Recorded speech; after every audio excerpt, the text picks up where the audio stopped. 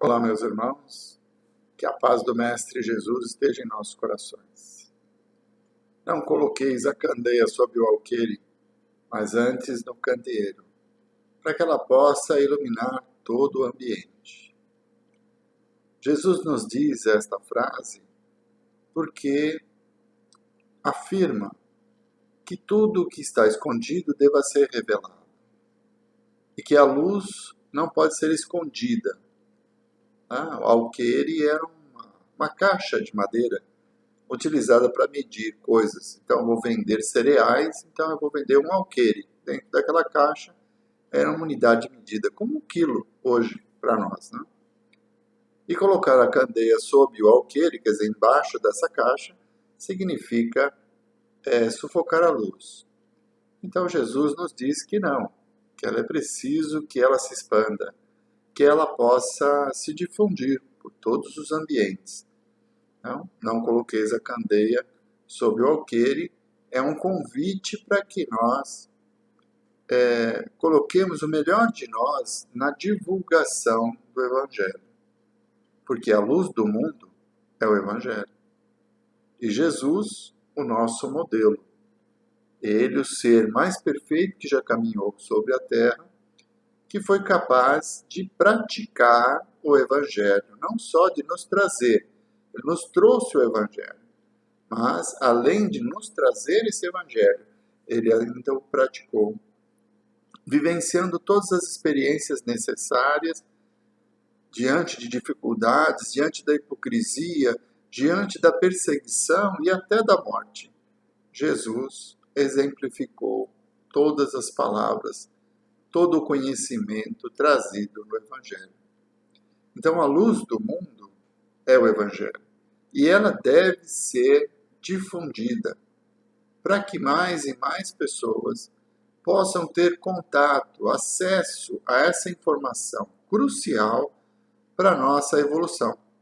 Para que nós nos tornemos espíritos melhores, é preciso que nós nos aproximemos da prática desse Evangelho. E divulgá-lo é a nossa meta. Por isso que Jesus diz que não se deve colocar a candeia sob o alqueire, mas no candeeiro. Quer dizer, não se pode esconder a luz. Ela deve se expandir, estar à disposição de todas as pessoas que estão ao nosso redor. Mas então, por que Jesus falava por parábolas? Esse conceito ele é muito importante porque nós precisamos perceber que existem condições adequadas para que haja a compreensão da Boa Nova. Então, nem todas as pessoas do tempo do Cristo estavam em condições de sorver os ensinamentos da Boa Nova com todos os detalhes. Por isso ele falava por parábolas, uma metodologia muito eficiente em que situações do cotidiano revelam mudanças de comportamento, revelam interpretações sobre como nós devemos agir diante de dificuldades. Por isso as parábolas foram utilizadas pelo Cristo para falar para a multidão. Mas vamos esclarecer, dentro do Evangelho não há interpretações dúbias quando ele fala da moral, quando ele fala da lei de causa e efeito, quando ele fala da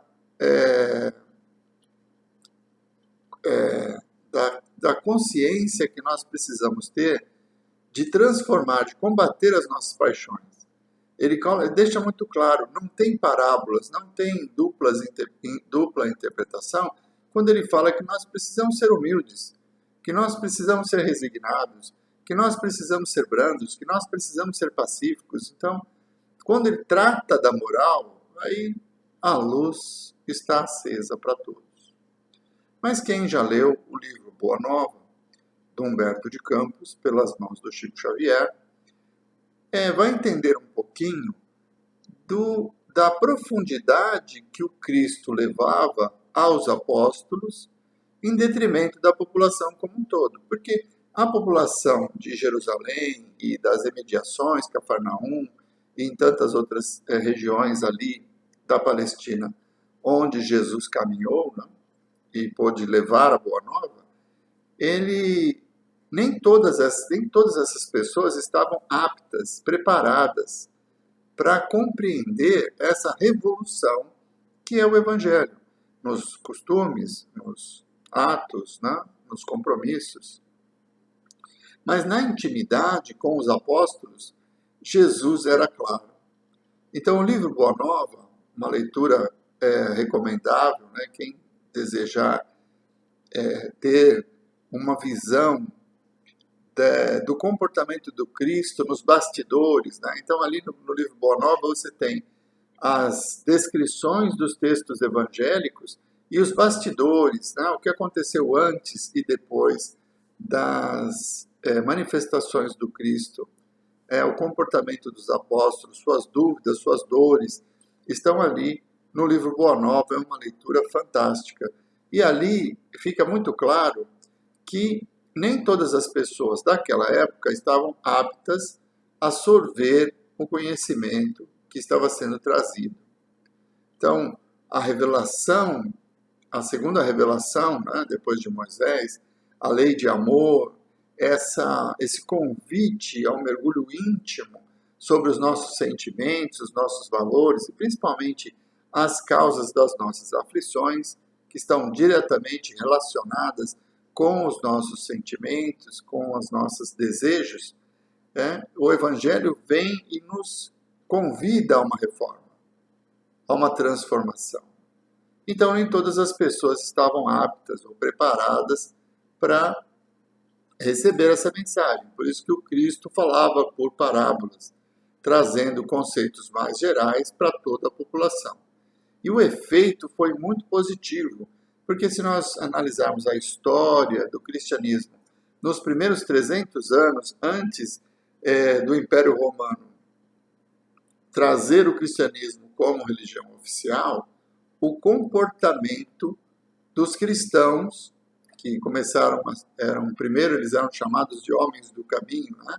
Por causa da casa do caminho, que foi criada em Jerusalém pelos apóstolos, e mais tarde, por sugestão de Lucas, para Paulo de Tarso, é que se começa a chamar os discípulos de Jesus como cristãos, aqueles que seguem o Cristo. Então, nos primeiros 300 anos desse cristianismo, nós vemos um comportamento muito semelhante entre o próprio Cristo, a abnegação, a valorização da vida espiritual em detrimento da vida material. E um exemplo disso é que os cristãos não temiam pela própria vida, eles se reuniam nas catacumbas de Roma, eles se reuniam mesmo diante das perseguições dos judeus, eles continuavam sequiosos do conhecimento do Evangelho do Cristo. Por quê? Pelo consolo que ele traz, pela transformação que nos alimenta e nos faz pessoas mais felizes.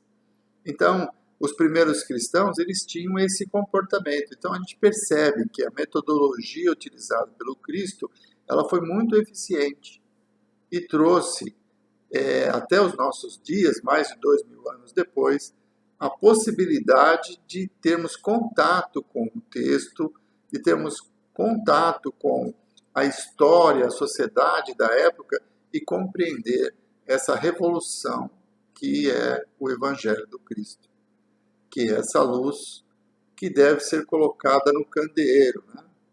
Não coloqueis a candeia sobre o alqueire, mas antes colocai-a no candeeiro. Então, essa luz deve ser expandida, ela deve ser levada para todos os pontos, para que mais e mais corações possam, tocados pelo Evangelho do Cristo, iniciar essa reforma que nos levará ao mundo de regeneração e mais tarde ao mundo feliz. Então, todo esse capítulo do Evangelho em que Kardec reúne essas passagens, né? Não coloqueis a candeia sobre o alqueire, não vá ao encontro dos gentios, vá antes à casa de Israel, é uma outra citação do Evangelho do Cristo, onde Jesus adverte aos apóstolos que eles devem procurar primeiro os filhos de Israel. Por quê? Porque os judeus já tinham uma crença no Deus único. Os gentios eram politeístas, então eles criam em muitos deuses, e os judeus não. Então a possibilidade da Boa Nova tocar o coração daqueles que já confiam no Ser Supremo, num Ser Superior, e que Jesus trouxe como um Pai, essa possibilidade era muito maior do que dos gentios que criam em diversos deuses, que tinham hábitos e costumes diferentes dos judeus. Então Jesus recomenda que os apóstolos procurem primeiro os filhos de Israel, porque o solo estará um pouco mais fértil e as pessoas estarão em condições de compreender melhor a mensagem do Cristo. Mas foram precisos quase 2000 anos para que esta mensagem fosse revivida. Durante séculos, a religião ela foi guardando o evangelho. Nos primeiros tempos do feudalismo, por exemplo, quando Roma já havia adotado a religião cristã como sua religião de Estado, e toda a Igreja Católica Apostólica Romana foi dominando o Ocidente europeu, nós vemos rituais, então grandes templos de imagens dos santos, dos apóstolos. As missas eram oferecidas à população em latim, poucas as pessoas tinham acesso a essa língua, então pouco se entendia da essência da Boa Nova, que é a instrução, que é a revolução pelo conhecimento.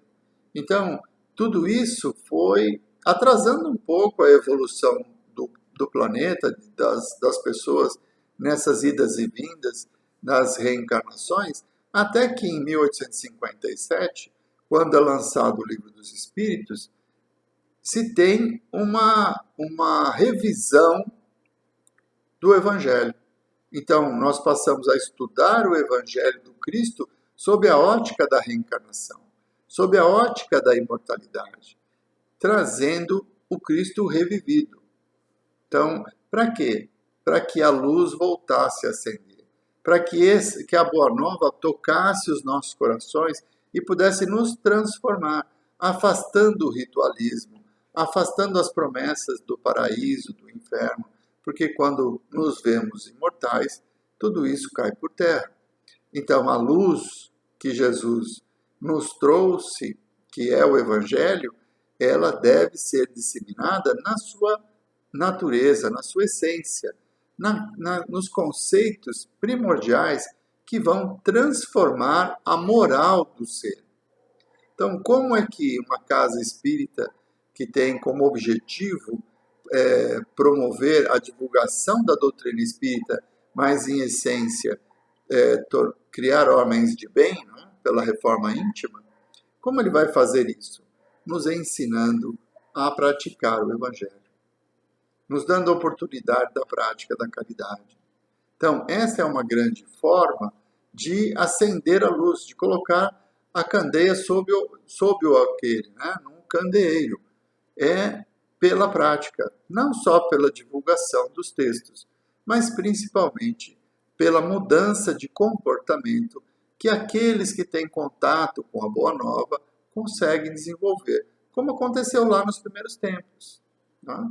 Depois que Jesus retorna após a crucificação e que ele reúne os apóstolos e fica patente a imortalidade, reforça todo o sentimento e o consolo de que nada está perdido, mesmo quando nós perdemos a vida nesse mundo material, não significa o fim, e há sempre uma nova oportunidade diante da misericórdia do Pai. Isso fica evidente quando Jesus reúne de novo os apóstolos. E essa força que esse novo contato traz é suficiente para que, a partir daqueles 12 homens, dos 70 da Galileia, todo o cristianismo pudesse invadir o mundo, levando esse conceito. As pessoas não temiam mais pela vida, nem pelas perseguições.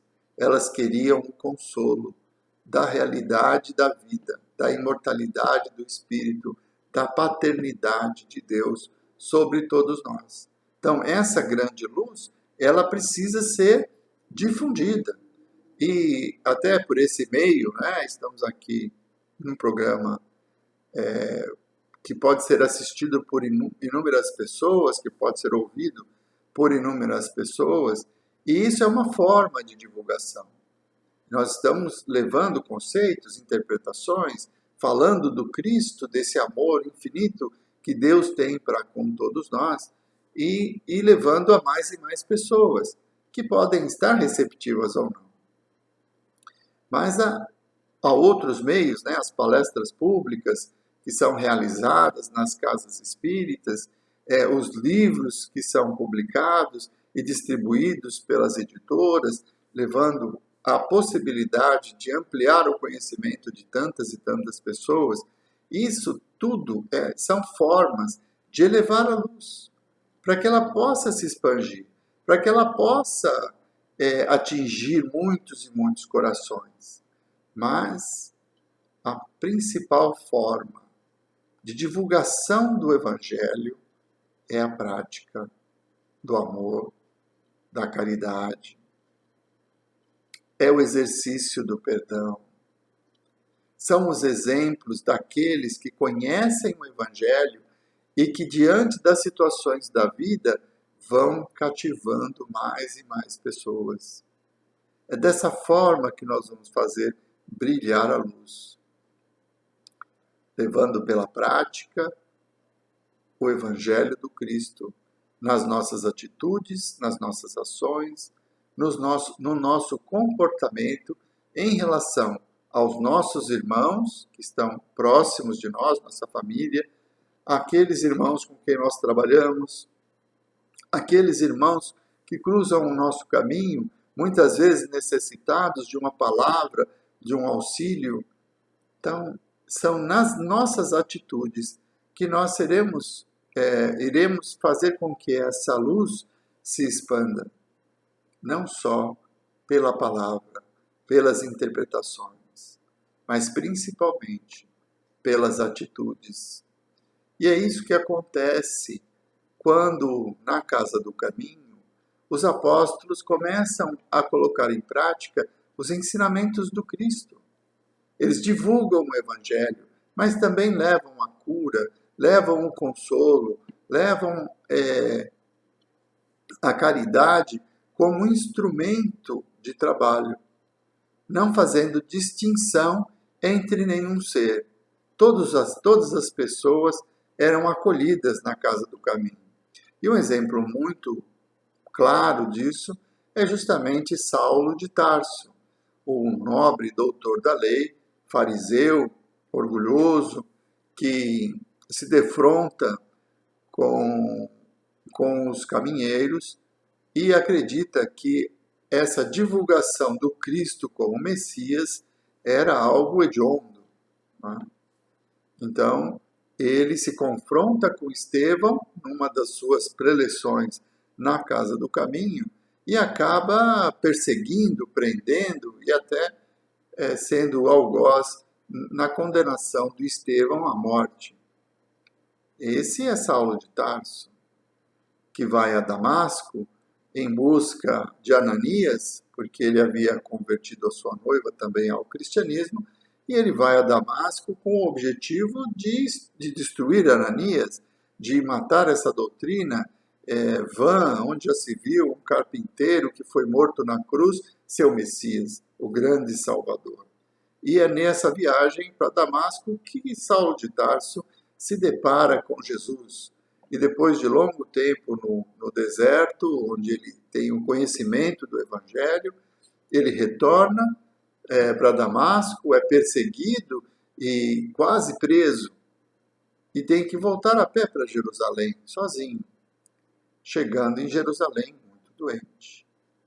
Ele vai bater na casa dos parentes, dos amigos, e é rejeitado. É considerado louco pelas suas ideias. E onde ele foi acolhido? Na Casa do Caminho. aquele mesmo fariseu, doutor da lei, que perseguiu Estevão, que o levou à condenação e à morte, ele vai bater na casa do caminho e é acolhido. Simão Pedro o acolhe, trata das suas feridas, cuida dele, para que ele possa se recompor. Então, este é modelo, esse é o exemplo do que significa ser cristão. Não havia revanchismo no Cristo quando, depois de crucificado sozinho entre ladrões, e apenas João estava ao pé da cruz, ao lado de Maria, os outros apóstolos todos se afastaram, temendo por serem presos também e temendo as perseguições. E Jesus retorna e reúne todos os apóstolos com fraternidade, sem cobranças, compreendendo com amor as diferenças de cada ser. Então, é pela prática do Evangelho que nós vamos fazer brilhar essa luz, pela possibilidade que temos de ajudar as pessoas a encontrar o bom caminho, aquele que nos liberta do sofrimento. Os milagres do Cristo resolvem os nossos problemas. Muito longe disso, né? Muito longe disso. Jesus não fazia milagres. Ele, conhecedor da matéria, das forças, dos fluidos, ele promoveu muitas curas, mas sempre com a mesma expressão: a sua fé te curou, vai, não peques mais. A transformação tem que vir de dentro para fora. Então, como é que nós vamos levar a cura àqueles que sofrem, a apaziguar as aflições? Com o conhecimento que nos ensina a lidar com as diferenças, que nos ajuda a encontrar em nós as causas do nosso sofrimento. Então, é diante do Evangelho que nós vamos nos libertar. Por quê? Compreendendo o perdão. Por que devemos ser misericordiosos? Esse perdão que nos liberta do sofrimento relativo ao ódio, ao rancor e à mágoa. Então, exercitar o Evangelho não soluciona o problema da desdita. Quer dizer, Jesus não vai interceder naquele que me ofendeu e fazê-lo se transformar. Ele trabalha em nós, nos ensinando como nós devemos lidar com essas diferenças. É esse o sentido. Então, o Evangelho cura as nossas dores, ele nos ajuda a nos libertar dos nossos sofrimentos, das nossas aflições, porque nos ensina a lidar com as situações. E esse lidar com as situações é que é o exemplo que precisamos dar para a sociedade. É dessa forma que nós vamos fazer brilhar a luz. Pelo nosso comportamento, pela a nossa ação diante das adversidades da vida, nos momentos de contrariedade. É esse o ponto. É dessa forma que nós vamos, associado às publicações dos livros, associada às magníficas palestras proferidas por tantos e tantos divulgadores da doutrina, que nos trazem lições, e hoje, pelas mídias sociais, nós temos diariamente inúmeras ofertas de palestras e reflexões sobre diversos pontos do Evangelho. Todos os dias, né, são publicados novos vídeos, novas interpretações de pessoas que vêm trazer pontos de vista, experiências de vida. Isso tudo alimenta a luz, mas é a prática que faz com que ela se expanda. Porque aquele que recebe o bem jamais vai esquecer. Ele vai compreender, através da ação, os benefícios que isso trouxe para aquele que consegue praticar o Evangelho. É esse o sentido. Não vamos esquecer que em um outro capítulo do Evangelho segundo o Espiritismo, Os Trabalhadores da Última Hora, Kardec coloca uma interpretação em que nos diz que nós espíritas somos esses trabalhadores. Nós somos os trabalhadores da última hora. Então, é de nossa responsabilidade realizar esse trabalho, de acender essa luz, de divulgá-la, praticando o amor, praticando a caridade. O Espiritismo é o Consolador prometido. Jesus disse que ele enviaria um Consolador e que ele estaria em nós, quer dizer, não é um ser como ele, Jesus, personificou a segunda revelação e Moisés personificou a primeira revelação. Não, a terceira revelação ela estaria em nós por toda a eternidade, é o conhecimento. Então, ao espírita foi dada a responsabilidade de divulgar ao mundo a imortalidade, a lei de causa e efeito através da reencarnação, para que a justiça de Deus possa ser vista, para que não haja mais os remorsos e o medo do inferno como limitador das nossas ações, mas a consciência do que é certo e do que é errado, para que nós escolhamos fazer o certo, sem ter medo. Sabemos que vamos colher de acordo com as nossas obras. Tudo isso já nos foi dito por Jesus. E o Espiritismo vem e, diante da imortalidade, demonstra essa verdade absoluta, extingue o inferno, as penas eternas e mostra a misericórdia do Pai que nos possibilita reviver, recomeçar em situações adequadas, de acordo com as nossas possibilidades, com o nosso merecimento, mas, acima de tudo, com as nossas necessidades. Então, a justiça, a bondade, o amor de Deus fica patente quando nós compreendemos a reencarnação. Quando nós entendemos a misericórdia de Deus, que nos oferece o necessário a cada momento da vida.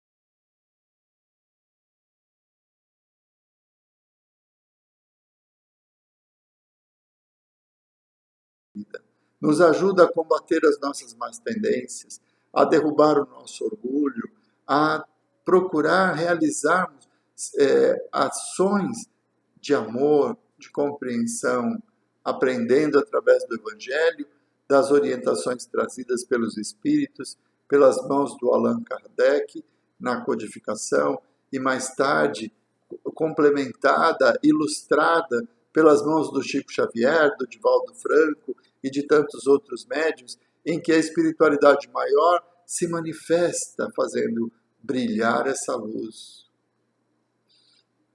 para nos mostrar o caminho e nos fortalecer nessa revolução necessária. Nós somos os trabalhadores da última hora.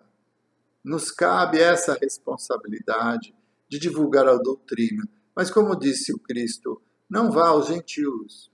Quer dizer, não imponha as ideias espíritas, as divulgue. Como o semeador saiu a semear e as sementes vão caindo nos diversos solos e elas vão germinar segundo o solo, mas é importante lançar a semente. É importante fazer brilhar essa luz. Que nós aceitemos a vida que Deus nos ofereceu com resignação e coragem, e na frase do Cristo, que possamos tomar a nossa cruz e segui-lo, pois só irá com ele aquele que abre mão da vida. Que vida? A vida dessa sociedade que baseia a felicidade nos bens materiais, na beleza física, nas sensações. É preciso que nós joguemos isso para fora e assumamos tragamos para nós a vida evangélica, aquela que nos estabelece que o tesouro da terra a traça consome, então não tem valor. Que são os tesouros morais, aqueles que nós vamos levar de encarnação em encarnação. Esses são as nossas conquistas. Lógico que nós vamos continuar trabalhando, que nós vamos continuar ganhando o nosso dinheiro, mantendo a nossa família e vivendo o melhor possível, diante das condições materiais que nos são oferecidas. A lei do trabalho está aí. Mas que não seja a nossa felicidade voltada para valores exteriores. E como espíritas, com a consciência da imortalidade, com a certeza da reencarnação, com a convicção da lei de causa e efeito e principalmente da justiça e do amor de Deus, que nós possamos caminhar serenamente, aprendendo a perdoar, aprendendo a compreender, aceitando aqueles que conosco caminham, porque são essas atitudes que farão brilhar a luz. E quanto mais pessoas agirem segundo o Evangelho, maior será a luz que se acenderá no nosso planeta e nos possibilitará essa transição, passando de um mundo de provas e expiações, onde a ganância e a guerra, onde o poder ainda são as alavancas que movem a maioria das pessoas.